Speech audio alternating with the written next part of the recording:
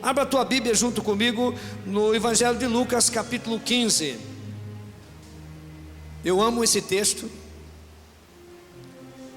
Lucas capítulo 15, versículo 11, diz assim: Disse-lhe mais: certo homem tinha 2 filhos.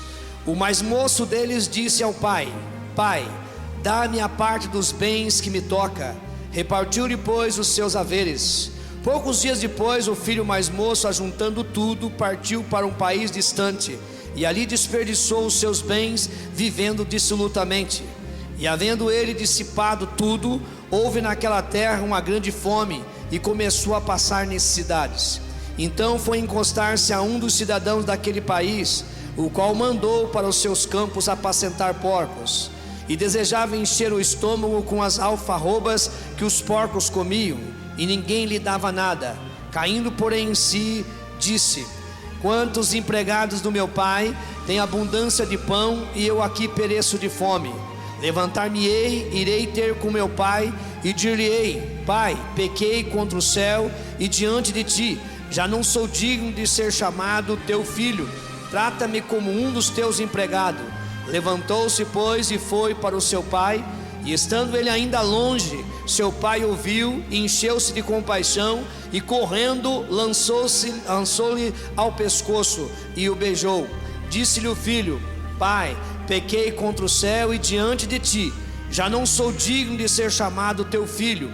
Mas o pai disse aos seus servos: Trazei-me depressa a melhor roupa e vestilha, põe-lhe o anel no dedo e alparcas nos pés. Trazei também o bezerro cevado e matai-o. Comamos e regozijamos, porque este meu filho estava morto e reviveu, tinha-lhe perdido e foi achado. E começaram a regozijar-se.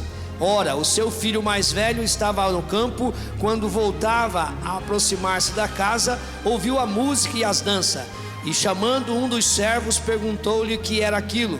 Respondeu esse: Chegou o teu irmão, e o teu pai matou o bezerro cevado, porque recebeu são e salvo. Mas ele se indignou e não queria entrar. Saiu então o pai e estava com ele. E ele, porém, respondeu ao pai: Eis que há tantos anos te sirvo, e nunca transgredi um mandamento teu. Contudo, nunca me deste um cabrito para eu regozijar com os meus amigos. Vindo, porém, esse teu filho, que desperdiçou os teus bens com as meretrizes, mataste o bezerro cevado. Replicou-lhe o pai: Filho, tu sempre está comigo, tudo que é meu é teu. E era justo, porém, regozijarmos e alegrarmos, porque esse teu irmão estava morto e reviveu, tinha se perdido e foi achado. Amém? Glória a Deus, louvado seja o nome do Senhor Jesus. Amados, eu gostaria que você parasse para pensar junto comigo. E imagine aquele povo saindo do Egito e andando por aquele deserto. Eles estavam, a Bíblia diz que havia uma coluna de nuvem que acompanhava este povo durante o dia, fazendo sombra, e à noite esta mesma nuvem se transformava numa coluna de fogo, aonde iluminava e aquecia o povo. Porque o deserto, durante o dia a temperatura é alta, e à noite, as madrugadas, chega uma temperatura muito baixa. E Deus, que cuida dos seus filhos, Ele cuida de dia e cuida de noite, de dia e de noite. Eu quero dizer para você que Deus cuida de você de dia e de noite, de uma forma ou de outra. Aquilo que você precisa, Ele nunca esquece de você, porque você é filho de Deus. Diga para a pessoa que está ao seu lado: Deus cuida de você. Kleber Lucas canta: Deus cuida de mim, na sombra das suas asas. O Senhor cuida de você, amado. Deus sempre está cuidando de nós. Agora começa a imaginar, amados, aquelas pessoas estavam debaixo da nuvem durante o dia e debaixo daquela coluna de fogo durante a noite. Nós sabemos que no deserto há um perigo constante, há víboras terríveis, há animais ferozes. O perigo está sempre rondando naquele local onde tem pessoas. Então, se as pessoas permanecessem debaixo daquela nuvem, eles seriam abençoados. Mas se eles se afastassem daquela nuvem, eles poderiam ser mortos. as atitudes deles sofreriam as consequências. Deus estava ali para proteger, e Deus disse para eles permanecer debaixo da nuvem. Se saísse fora da nuvem, Deus não tinha responsabilidade com eles. A responsabilidade de Deus era debaixo da nuvem, debaixo da coluna de fogo. E todas essas pessoas, amado, eu tenho certeza que muitos deles desobedeceram e morreram, e sofreram. As atitudes deles sofreram as consequências. Quando nós lemos esse texto, amado, eu tenho certeza que muitos de vocês já ouviram dezenas de mensagens a respeito desse texto aqui. E nos mostra muita coisa esse texto. Nos mostra o amor do Pai, nos mostra a atitude desses dois irmãos, mas muitas coisas nos chamam a atenção. Um pai bondoso, amoroso, rico, poderoso, que poderia até mandar outros servos seus, empregados seus atrás do seu filho. Ele nunca foi atrás do seu filho. Ele esperou que ele voltava, e tinha fé que ele voltava, porque ele sabia que se ele fosse atrás, o filho continuaria com o mesmo problema de antes, não seria curado e nem liberto. Mas quando ele reconheceu, ele voltou, pedindo perdão. O pai abraçou e tratou bem, e ele foi mudado a sua vida, amados. Amados, diante desses comentários, eu gostaria, juntamente com a igreja e com a ajuda do Espírito Santo de Deus, de nós falarmos sobre o seguinte tema: as consequências determinam as circunstâncias. As consequências determinam as circunstâncias. As nossas decisões determinam as nossas circunstâncias, amados. Sua vida, a minha vida, não muda a menos que você entenda que é você que cria as circunstâncias, que favorece ou não. A nossa vida, nós criamos essas circunstâncias, e essa circunstância pode nos favorecer como não favorecer. Tudo vai depender de nós, e essas atitudes são nossas, e as consequências vamos sofrer. Podem ser boas, podem ser más. Com certeza você já começa a lembrar de coisas que boas e ruins que você, de acordo com a tua circunstância, tua atitude, você colheu as circunstâncias. As suas decisões criaram brechas, ou melhor, as suas decisões criam brechas, tanto para Deus ou para o diabo. As suas decisões criam portas, brechas, tanto para Deus agir como para o diabo, amado. Sim ou não? De acordo com a minha atitude, eu vou abrir uma porta para o diabo agir. De acordo com as minhas decisões, também vai abrir porta, tanto para Deus como para o diabo. Nós devemos tomar todo o cuidado naquilo que nós fazemos, nas nossas decisões, porque às vezes as nossas decisões parecem boas para nós, aos nossos olhos, mas elas precisam ser colocadas diante de Deus, se ver se elas podem trazer sérias consequências ou vão trazer boas consequências. As decisões do filho pródigo levaram a perder tudo. Ele achou no pensamento dele que ele recebendo a herança, ele saindo da casa do pai, indo para um país distante, ele ia viver, não vou fazer investimento, vamos ter minha vida livre, e não foi como ele pensou. As decisões fez com que ele perdeu tudo. Ele não tinha. E eu quero dizer para vocês que a situação desse moço, do filho pródigo, não era culpa do governo. Não era culpa do governo, nem falta de educação dos pais. Porque hoje é muito fácil as pessoas dizerem: é culpa do governo, eu estou passando essa situação porque é culpa do governo. Mas na realidade, é a culpa dele, por não saber administrar, para não cuidar daquilo que está na mão dele. As decisões dele trouxeram sérias consequências. É muito fácil eu culpar alguém, é muito fácil eu apontar o dedo. Mas você já observou quando eu aponto um dedo? Olha aqui para mim, eu estou apontando um dedo, não estou apontando? Estou apontando um dedo para vocês, mas tem quantos para mim? Tem 3 apontando para mim. É muito fácil dizer, eu estou nessa situação, a culpa é de fulano, a culpa é de ciclano, a culpa é do governo, a culpa não, e não assume a sua, dizer, a culpa é minha. Eu assumo essa culpa. O pai era um pai educador, um pai amoroso.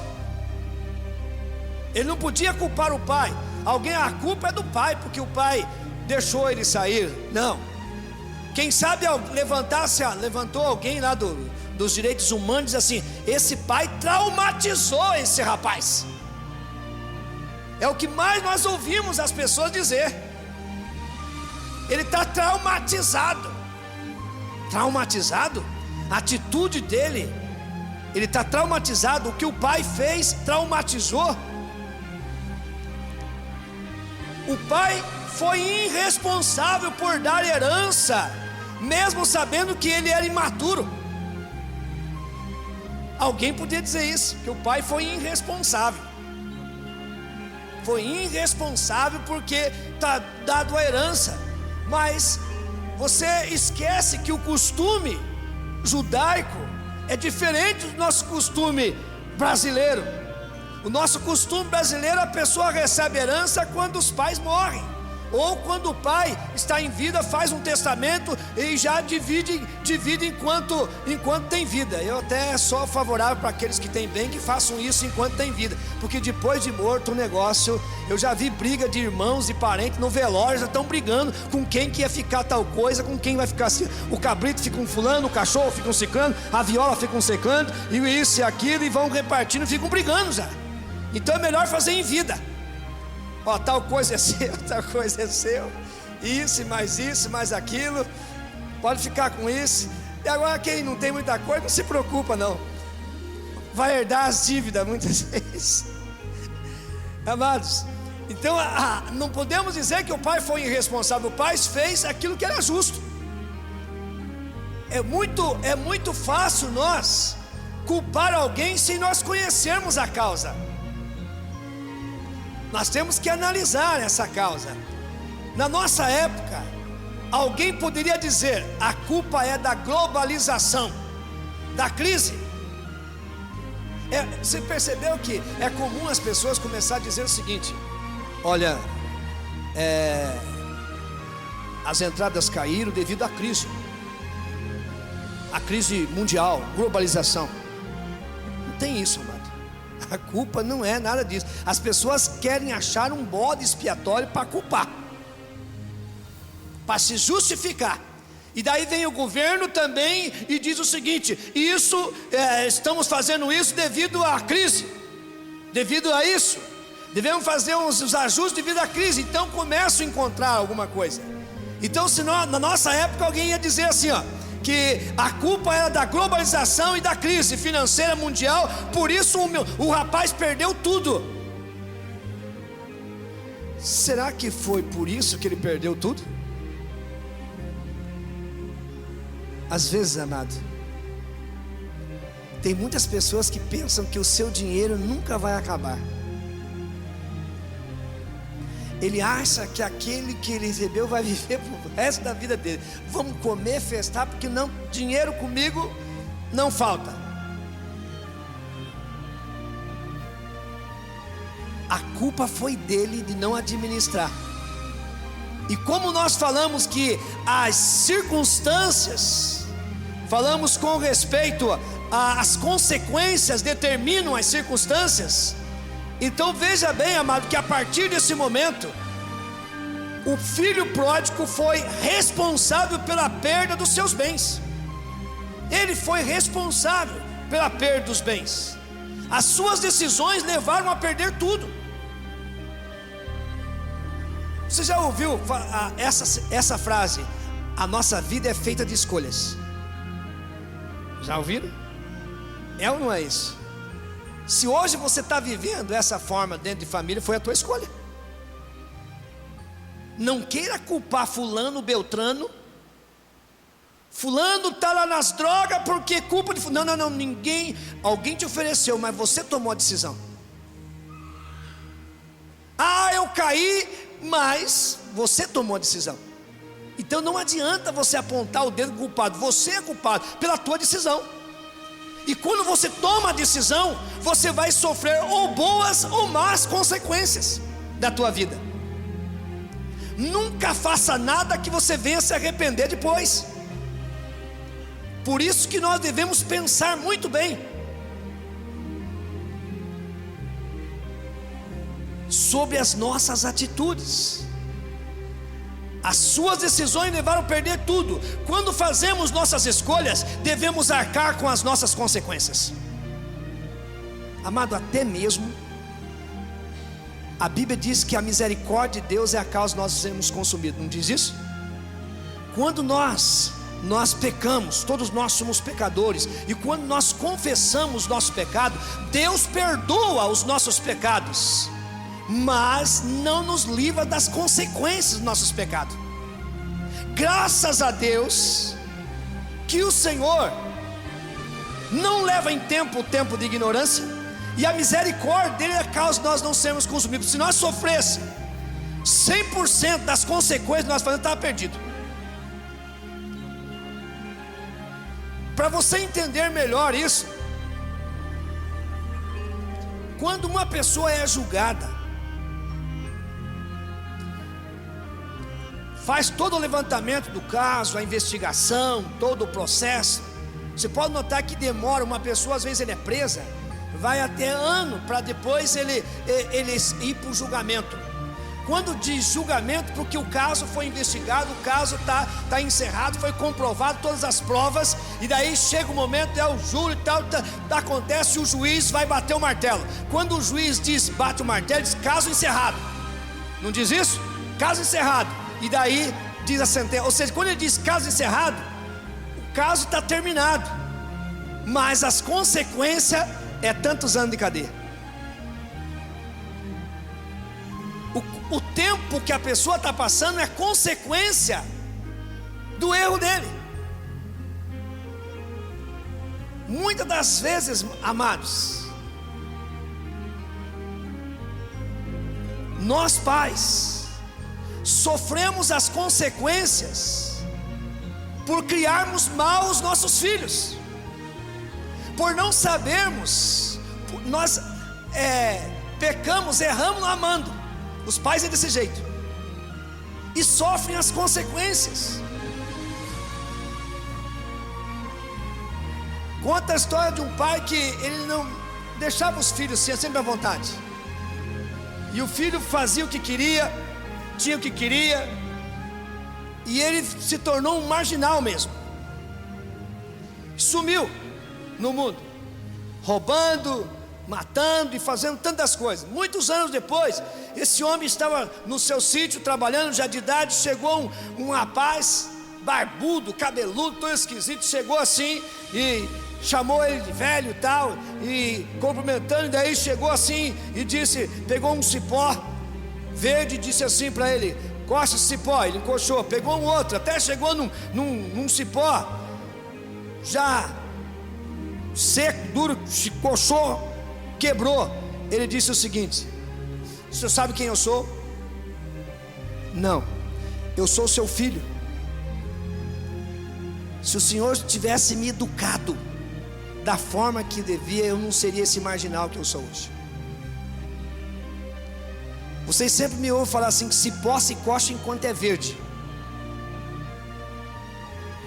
Você já viu escrito, você está na internet, como criar um delinquente, como criar um marginal? Já viram isso? Começa desde criança. Os brinquedos dele, nunca deixe ele arrumar, você arrume, dê tudo o que ele quiser. E ali tem uma lista. Pode ter certeza que quando ele tiver uma certa idade vai ser um excelente marginal. Então muitas das vezes, amados, nós erramos e sofremos as nossas consequências. Achamos que as crianças não estão entendendo. Eles entendem tudo, amado. Coitadinho, ele não entende nada, porque ele vai na igreja? Deixa ele aí. Não, nem que seja para dormir debaixo do banco, ó, tipo a Ana aqui, ó, tá rolando debaixo do banco aqui, ó. Deixa assim. Mateus, fica por aí. Coloca ali. Ouça a palavra de Deus. Até uma certa idade você diz: vamos para a igreja, vamos. Tem que obedecer, não tem que obedecer? Vamos. Porque depois chega um certo momento, traz. Porque chega um momento que começa a dizer: para que eu vou na igreja, essa coisa chata? Ficar lá escutando aquelas baboseiras. Falar às vezes não fala, mas pensa. E não sei o que, os pais são quadrados, podia perder meu tempo, podia estar fazendo tal coisa, podia fazer. Não, amados. Um dia eles vão te agradecer, falando: obrigado meu pai e minha mãe, porque vocês me levaram para a igreja. Obrigado porque vocês me ensinaram a palavra de Deus. Melhor você levar os seus filhos para a igreja do que você buscar em outros lugares. O filho pródigo perdeu tudo. Escuta isso: aquele que não ajuda, inevitavelmente vai atrapalhar. É aquele adágio: quem não ajuda, atrapalha. A sua vida depende de pessoas que você permite ao seu redor, amado. Você sabia que a tua vida depende das pessoas que estão ao seu redor? Diga com quem andas e direi quem tu és. Não está na Bíblia não, amado. É um adágio. É um adágio. É um adágio. Até tem algumas pessoas que começam a colocar uns versículos que não existem na Bíblia, né? É comum as pessoas dizerem assim, né? Para dar uma ajuda: o cair é do homem, mas o levantar é de Deus. Isso não está na Bíblia, viu, amados? Isso não existe na Bíblia, esse versículo. A Bíblia diz assim: aquele que está em pé, cuide-se para que não caia. Esse é um adágio que crente bom. Se desse para colocar na Bíblia, dava para colocar. Dava para colocar: o cair é do homem, mas o levantar é de Deus. Isso não está na Bíblia, amados. Não está. Não existe isso na Bíblia. Se você quiser teimar comigo que está na Bíblia, que é mostrar, você vai gastar o resto da sua vida, porque eu já li a Bíblia 35 vezes e não encontrei esse versículo na Bíblia ainda. Não existe na Bíblia isso. É até mais fácil hoje, né? Você já pode digitar essa palavra que vai apresentar para você. Não precisa nem você ler, só faz uma pesquisa a respeito disso aí. Então sua vida depende das pessoas que permite estar ao seu redor. As pessoas ao seu redor vão alimentar força ou fraqueza em você. Você pode notar que tem pessoas que estão, é uma bênção ao teu lado, mas tem certas pessoas, amado, que te atrapalham. E muitas das vezes ele vai convencer tanto que você vai ser igualzinho a ele. Pode ser bênção, mas pode ser uma desgraça também, né? As pessoas, o relacionamento nunca vai ser neutro, amado. Não existe relacionamento neutro. Existe relacionamento neutro? O relacionamento nunca vai ser neutro em sua vida. Sempre vai trazer algumas consequências. Não existe mudança sem dor. Existe mudança sem dor, amado? Não existe mudança sem dor. Toda mudança vem acompanhada por crises, perdas, pressões. A mudança exige renúncia. A mudança exige renúncia. Muitas das vezes precisa ter coragem para renunciar. Aqueles que estão buscando apenas o conforto e o prazer terão dificuldade de avançar, amados. Amados, presta atenção que vou falar para vocês hoje. Muitas pessoas que estão ingressando nas igrejas evangélicas em busca de prazer, em busca de ganhar dinheiro, de prosperidade, de tantas coisas, eles vão ter dificuldade em avançar. Nós temos fase em nossa vida cristã que temos que passar, e essas pessoas vão ter dificuldade de avançar, porque ele acha que o evangelho é isso, e o evangelho é renúncia, é cruz. O evangelho é abandonar a prática da velha vida. O evangelho é uma tomada de posição, como diz o apóstolo Paulo na segunda carta aos Coríntios, capítulo 5, verso 17: se alguém está em Cristo, nova criatura é, as coisas velhas se passaram, e eis que tudo se fez novo. Se o filho pródigo tivesse prosperando na sua vida errada, nunca teria voltado. Teria voltado? E esse é o jogo do diabo, amados. Presta atenção no que eu vou dizer agora. Tem muitas pessoas que ele diz assim: esse negócio de dízimo e oferta está tudo errado. Tudo errado. E ele abre uma brecha. E o diabo, que não é bobo nada, não vai mexer na área financeira dele. Ele acha que está tudo bem. Mas ele está mexendo em outras áreas da vida das pessoas. E as pessoas dizem: não, a minha vida está uma bênção. O diabo nunca planta para colher agora. Ele planta para puxar de rodo. Ele não quer uma vida só, ele quer tudo. Ele quer várias. Se o filho pródigo tivesse prosperando na vida errada, ele teria vontade de voltar para o seu pai? Ele mandaria umas fotos bem legal, churrasco, ostentando. Estamos vivendo na época agora, já mandava lá nem um e-mail, mandava um zap para ele, umas fotos, um áudio ali para ele: estou muito legal, coroa, estou de boa aqui, meus amigos, estou aqui só dando um rolê, esse aqui é meu carro novo, então não sei o que. Ele estava de boa. Então muitas circunstâncias Deus permite para que a pessoa venha a voltar. Deus permite na vida de pessoas. E às vezes, amado, não entre nessa luta, porque é Deus que está fazendo. Tem muitas pessoas, você já viu pessoas apanhar de asmeia? Sabe o que é apanhar de asmeia? A pessoa está lá, o pai ou a mãe está corrigindo um filho, e alguém vai se meter no meio, leva umas cintadas, umas varadas junto, é apanhar junto. Se já aconteceu isso, não? Ou vai se meter numa briga de alguém, você não vai sobrar para você. Quantas pessoas que já morreram porque se meteu em briga dos outros? Sabe o que provérbio diz? Aquele que se mete na vida alheia é a mesma coisa que pegar um cão pelas orelhas. Provérbio diz isso. Aquele que se mete em questão alheia é a mesma coisa que pegar um cachorro pelas orelhas. Pega um cachorro pelas orelhas para você ver. Pega. É exatamente o que provérbio está dizendo. Agora esse filho, ele perdeu tudo. Porque se ele não tivesse perdido, ele prosperando, ele nunca teria voltado. A perda levou a mudança. Sabe o que acontece? Nós paramos para pensar. Vamos pensar. Depois da perda, ele valorizou o que se havia perdido. A pessoa vai dizer assim, depois que perde, ele diz assim: eu era feliz e não sabia. Ah, como eu estava bem e não sabia. Agora é tarde demais, estou no outro. Não soube valorizar. Porque nós temos uma tendência, amado, de não valorizar o que nós temos em mãos. Não valoriza o que tem. Precisamos muitas vezes perder para voltar a valorizar o que se havia perdido. Você nunca mudará o que você é até perceber quem poderia ser. Vou repetir essa frase. Você nunca mudará o que você é até perceber quem poderia ser.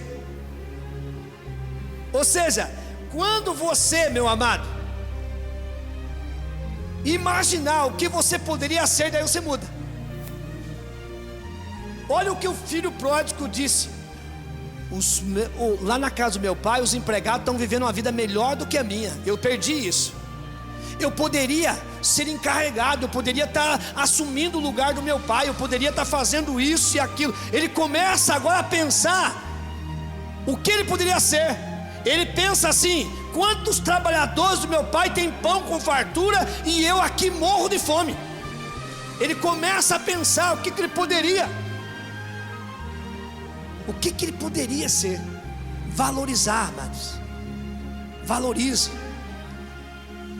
Amados, até eu vinha comentando hoje, com a Jo. Não a Jocilene, a outra Jo. A Jo e a Jo. E falando no respeito seguinte, né? Que a irmã Maria e a Roseli, todo domingo eu vou buscar a irmã Maria. E ela sempre repete essa frase, diz assim: eu fico marcando, contando os dias, a hora para chegar domingo, que vejo o carro chegando para nos buscar. Porque se eu morasse perto da igreja, eu não perderia nenhum culto. Não é isso, irmã Maria, que a senhora sempre diz? E aí, amados, veja, alguém que está longe, que não pode ter a oportunidade, quer ter essa desejo. Mas alguém que está perto, muitas das vezes, amados, como a frase que nosso irmão Alain sempre diz nos avisos: nós temos culto todos os dias da semana, mas as pessoas acham e devem vir só nos domingos. Vamos orar para que tenha mais desejo de vir mais na igreja durante a semana. Não é isso que sempre repete? Não sei se vocês observam essa frase, sempre no final do aviso está ali.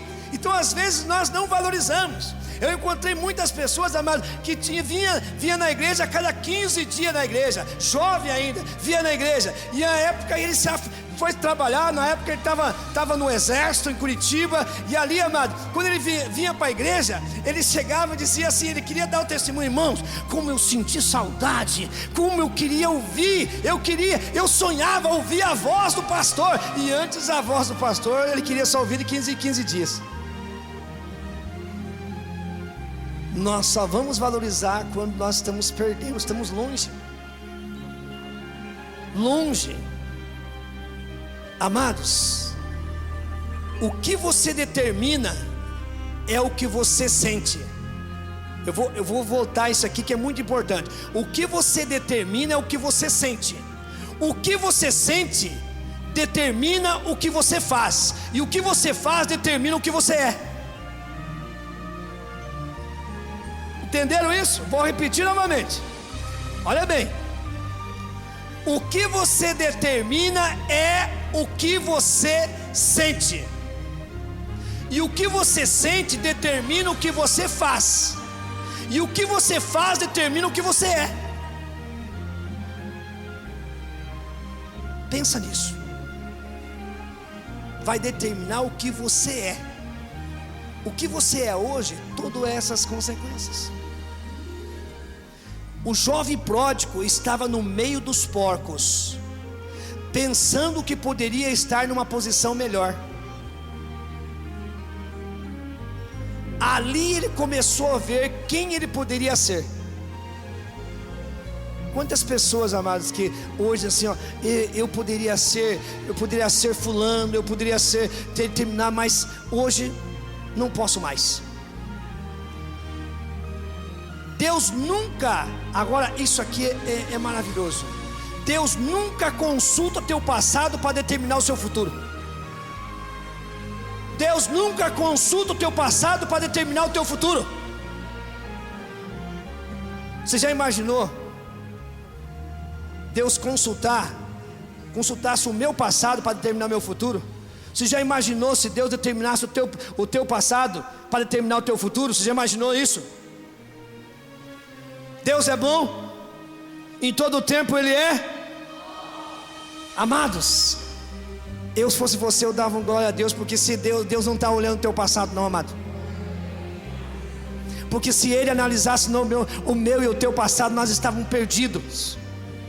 Amados, se Deus não olhou para o passado do filho pródigo, o que ele fez foi terrível. Ele na arruaça, ele era na prostituição, na bebedeira, ele olhou com tantas coisas, amados, ele fez tantas coisas erradas, mas Deus nesse momento não estava olhando para o seu passado, Deus estava olhando para o seu futuro. E a bênção que Deus tinha é na casa do Pai, para ele, o melhor para ele, dar uma identidade para ele, dar roupas novas para ele. É isso que Deus quer fazer na tua vida, Ele não quer olhar para o seu passado, Ele não quer que você colha o seu passado, não. Ele quer que você olhe para o futuro, porque grandes coisas Ele tem na tua vida. Deus nunca vai consultar o teu passado para determinar o seu futuro. Amados, como eu disse, se Deus olhasse nas coisas erradas que nós fazemos, amado, e nós colhesse tudo, misericórdia. O Pai não determinou o futuro do jovem com base nas suas decisões erradas do passado. Ah, meu Deus do céu. Tem gente que chega para você, para mim, já chegaram, outras vezes diz assim: você é crente agora? Meu irmão, se você deve ser o santinho de Paoco, porque eu te conheci. Lembra que nós fizemos isso, fizemos aquilo, tal. Você está ali. Deus não olha como vê o homem. Amados, depois que eu falar isso, eu quero ouvir um glória a Deus. Deus pega os nossos pecados, quando nós confessamos, quando nós pedimos perdão, Ele pega os nossos pecados e lança no mar do esquecimento. E eu digo mais, coloca uma plaquinha lá: proibido pescar. O ser humano que gosta de apontar o dedo: você fez isso, você fez aquilo, você é assim. Quando as pessoas apontar o seu dedo, dizer assim: glória a Deus que você lembra disso, porque eu não sou mais essa pessoa. Deus já perdoou os meus pecados. Hoje eu sou uma nova criatura. Amém? O Pai não determinou o futuro do jovem com base nas suas decisões erradas do passado, mas determinou a sua nova postura e decisão. É isso que Deus, a tua postura, quando você se posiciona: agora eu vou servir a Deus. É essa posição que Deus vê, e é aí que você vai receber as bênçãos do Pai. Creia no completo perdão do pecado. Creia no completo perdão que o Pai te deu, quer te dar.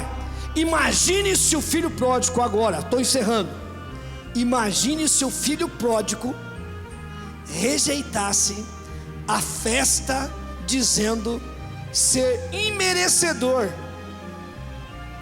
Não é isso que as pessoas dizem: não, eu sou imerecedor disso. Ele aceitou a festa. Houve ou não houve uma festa na casa do Pai? A Bíblia diz que quando o pecador se arrepende, há uma festa no céu. E aqui mostra que o Pai fez uma festa. Mesmo que aqueles que estavam lá na casa do Pai, o irmão do filho pródigo, não aceitava a festa que estava acontecendo, mas o filho pródigo estava muito alegre, porque o Pai perdoou e não tomou decisões. Se tomasse a decisão nos olhos humanos, dizia assim: você põe fora daqui, eu não quero que você entre na minha casa, esqueça que você tem pai. Mas o Pai teve compaixão e disse: esse meu filho estava morto e reviveu, estava perdido e foi achado. Vamos nos alegrar, mate o boi, faz a festa, dá um banho no campo, dá roupa nova, anel novo, porque vamos festejar, porque hoje é dia de festa. Ele não rejeitou a festa do Pai. Isto seria algo que entristeceria o coração do Pai.